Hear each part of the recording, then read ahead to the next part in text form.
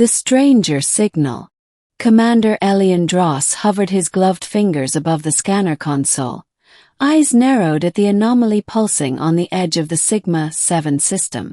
The flicker had appeared on the ship's radar moments ago, irregular and desperate. It wasn't a star nor a ship. It was a signal, coded, ancient, and crying for help. "Computer," he barked. "Analyze distress beacon." Source. Unknown. Came the emotionless voice of the onboard AI, Lexa. Signal resembles pre-Terra subspace frequency. Heavily distorted. Coordinates logged. That was impossible. Subspace communications of that kind hadn't been used for over 1,000 years. Elian tilted his head, curiosity blooming where caution should have ruled. He was a salvager by trade, scavenging ruins of long-dead civilizations. But this was different. This was alive. Without waiting for protocol clearance, he rerouted the Revenant, his weathered but reliable scout ship, toward the origin point. Within an hour, he dropped out of hyperspace into the orbit of a rogue planet. Completely dark, no sun, no heat, no known designation. A black sphere veiled in clouds, orbiting nothing. The signal led to a crater embedded deep within its surface, hidden behind jagged mountains of obsidian-like rock. Elian landed the Revenant cautiously, throwing on his suit and descending into the abyss. What he found changed his life forever. Part 2. The Dungeon. The mouth of the crater opened into what could only be described as a dungeon, a term not used in modern spacefaring language, but somehow perfectly apartment-carved stone walls lined with bioluminescent glyphs, staircases leading to nowhere, traps mechanical and magical alike. Everything screamed of a civilization lost to time. The air was breathable but cold, biting into his suit like claws. Elian advanced with care, blaster in hand, his helmet HUD flashing warnings every few seconds. The signal grew stronger, clearer. "Help me," a voice echoed. He spun. "Nothing. Please." The voice was female, soft, yet layered with something not human. It seemed to come from the walls themselves. "Where are you?" Elian called out. "Below. Deep below. I am imprisoned."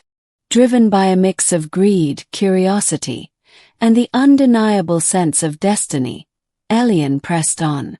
As he descended further, the temperature dropped, and the air thickened with pressure. The dungeon was alive in ways he couldn't comprehend. Corridors shifted subtly, glyphs responded to his presence, and traps seemed to watch him, adapting. Eventually, he arrived at a great gate made of translucent crystal, pulsating with faint energy. Within, floating inches above the ground, was a woman, or at least something resembling one. She was ethereal, glowing skin like moonstone, eyes 1,000 shades of blue, hair flowing like smoke in zero gravity. Shackles of light held her limbs, each rune inscribed and humming with cosmic energy. "You came," she whispered, voice like a song half remembered. "A human. After all this time." Elian lowered his weapon, stunned. "What are you?" "I was once called Seraphine. In your tongue I am an architect of stars, a guardian of gateways. I was betrayed and bound here by those who feared the power I protected. Why the signal? I have waited eons. You, Elian Dross, are the first to arrive. Help me, and I shall reward you beyond imagination." His instincts flared. "Why would I believe that?" "Because I know what you seek. Answers, riches, meaning. I can give all three." The runes on the wall shifted, forming a map of the known galaxy, and several sectors beyond. Names of systems he'd only heard whispered by madmen. "Coordinates, gateways. Unimaginable reward," she said again, eyes glowing. "But you must release me." Part 3. The Tests. The release mechanism was not simple. Seraphine explained that her prison was designed by the Old Makers, an extinct race that predated even the oldest alien records in the galactic archives. To free her, Elian had to survive a sequence of trials, one of body, one of mind, and one of soul. The first test led him to a corridor filled with shifting gravity and lethal machinery. It was less a hallway and more a vertical death maze. He had to leap from surface to surface while dodging rotating blades, plasma arcs, and invisible tripwires. Time warped within the corridor. Seconds stretched into minutes. By the time he reached the end, he collapsed, breathing hard, suit shredded but alive. The second test was worse. He entered a chamber filled with illusions. Shadows of his past. Dead crewmates, old enemies, a brother long lost. They whispered, accused, wept. Elian had to deny them, to see through the mirage. One wrong step, and he would have been consumed by a false world, forever trapped in a loop of memory. He passed only by chanting a code his father had taught him as a child. Truth is forged, not inherited. Then came the final test. A silent room. No threats, no enemies, just a pedestal with a mirror. He approached, and in the reflection he saw himself, but twisted. A version of him that had killed for greed, abandoned others for profit, let entire colonies die so he could live. The version spoke, mocking, seductive. You want her power, it sneered. You want the prize. Admit it. Elian didn't respond. He turned away, heart thudding. Only then did the door open. Part 4: The Choice. Back in the chamber, Seraphine hovered with anticipation. You've done it, she said. The light shackles flickered.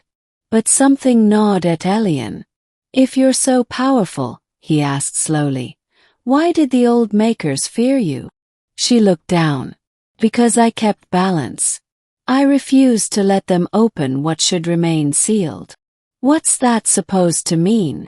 There are gates between galaxies. And between realities. They wanted access to what lies beyond. Said no. So they bound me. Her expression was calm, but her voice held weight. If I free you, Elian asked, what will you do? She met his gaze with sorrow. Close the breaches. Restore what was broken. First, I must reclaim what was taken. The room rumbled. Energy surged. The crystal prison was weakening. Elian stared at the control console. One press and she would be free. He hesitated. What if you're lying? He said quietly. She didn't flinch. Then you doom a galaxy to rot. Choose. Part 5. Release and Revelation. Elian pressed the panel.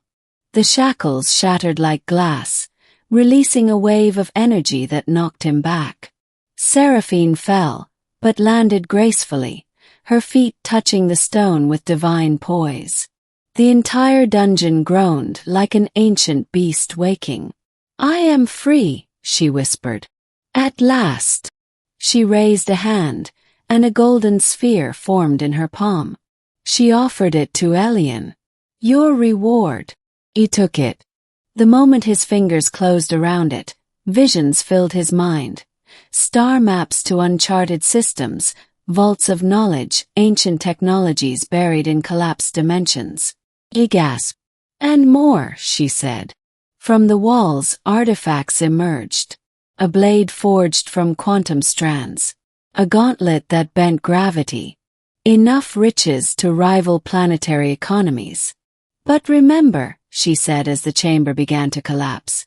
What you unleash, you must one day face. What does that mean? She only smiled. Together, they rose through the crumbling dungeon, back to the surface. As they boarded the Revenant, Elian looked at the rogue planet. Already, tectonic ruptures split it apart. Whatever power held the dungeon together was now unraveling. In orbit, Seraphine turned to him. Drop me at the edge of the void sector.